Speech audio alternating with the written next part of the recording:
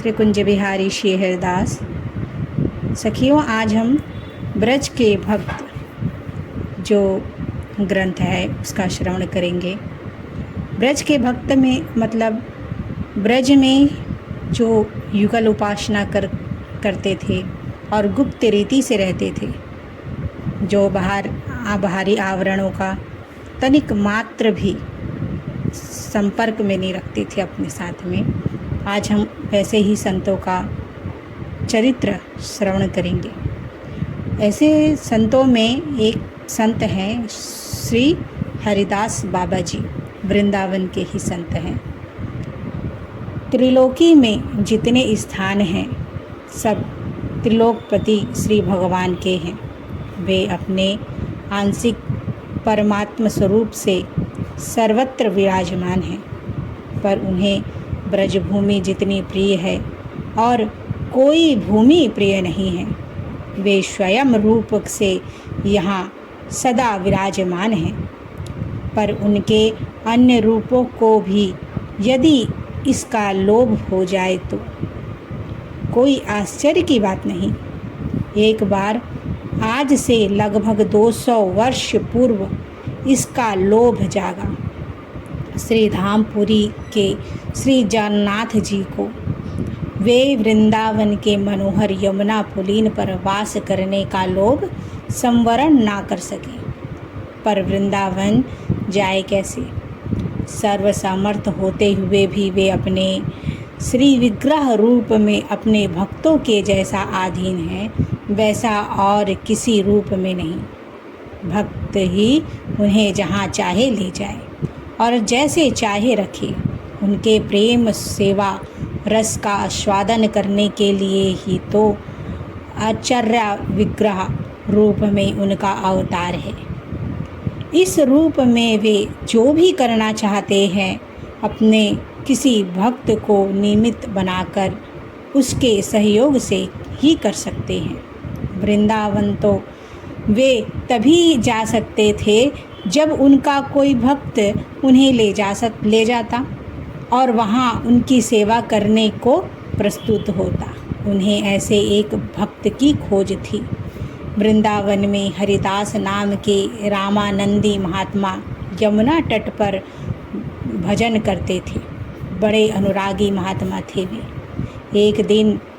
एक रात प्रभु के चिंतन में डूबे रहते थे। वे दिन रात प्रभु के चिंतन में डूबे रहते थे, मग्न रहते थे। उनके विरह में अश्रु विसर्जन किया करते थे। अंत में प्रभु ने उन्हें दर्शन दिए। वे उनकी रूप माधुरी देख अपनी सुध-बुध खो बैठा। उन्हें एकटक निहारते निहारते अचेतन हो गए। तब करुणानिधि ने अपना हस्त कमल उनके मस्तक पर फेर उन्हें चेत कराया। चेतना आते ही उन्होंने अपना सिर उनके चरणों में रख दिया। उन्होंने अपनी अमृतमयी वाणी से कहा, वत्स, मैं तुमसे प्रसन्न हूँ। तुम्हारे निकट रहकर तुम्हारी प्रेममयी सेवा का सुखास्वादन करने के ललाहित हूँ। तुम जगन्नाथपुरी आओ। इस वर्ष आषाढ़ में वहाँ जगन्नाथ जी का विग्रह परिवर्तन होगा। पुराना विग्रह तुम ले आना और इसी स्थल पर उसे स्थापित कर उसकी सेवा करना। इतना कहकर भगवान अंतर्ध्यान हो गए।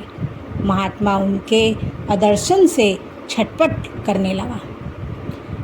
इस पर उनकी आज्ञा का स्मरण कर उन्होंने धैर्य धारण किया। वे अपने शिष्यों को साथ ले कीर्तन करते हुए जगन्नाथपुरी की ओर चल पड़े।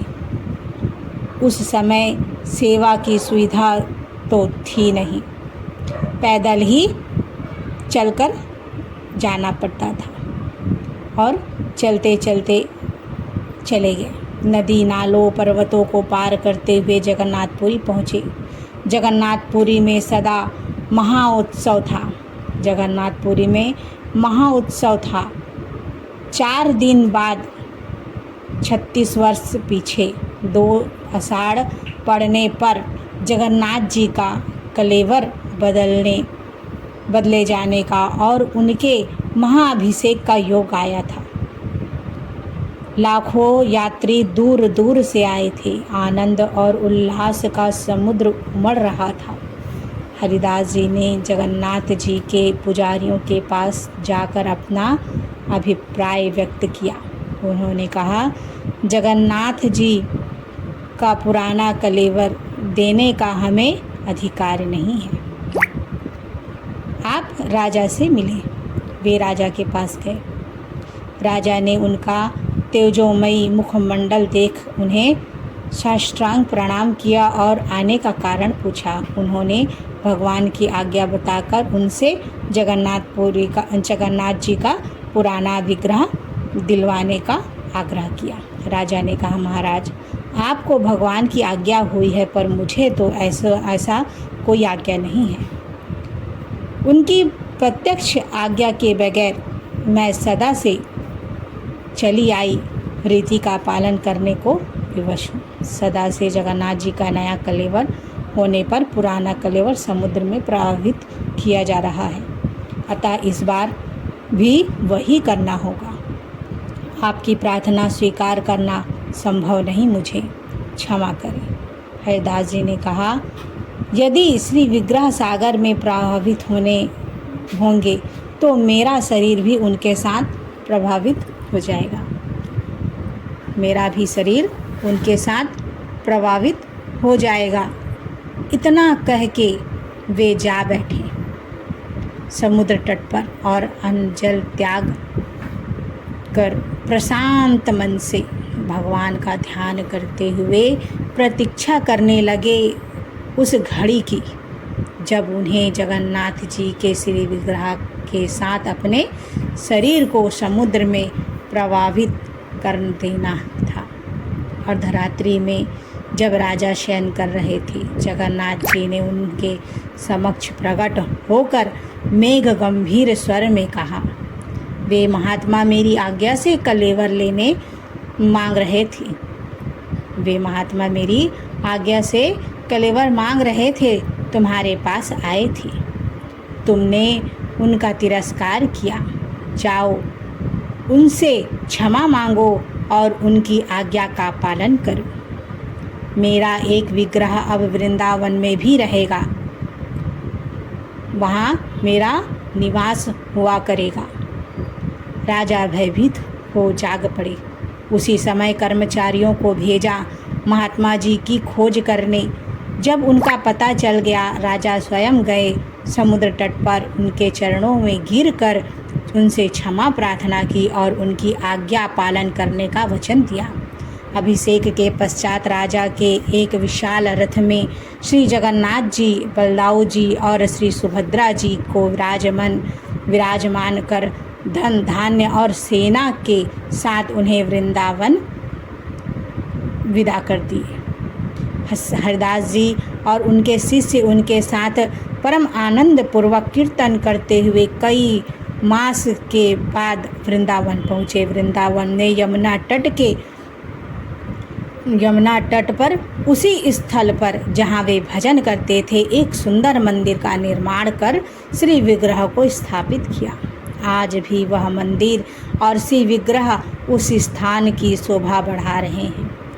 उनके सामने यमुना बह रही है और नीचे पक्का घाट बना है जो जगन्नाथ घाट के नाम से पुकारा जाता है।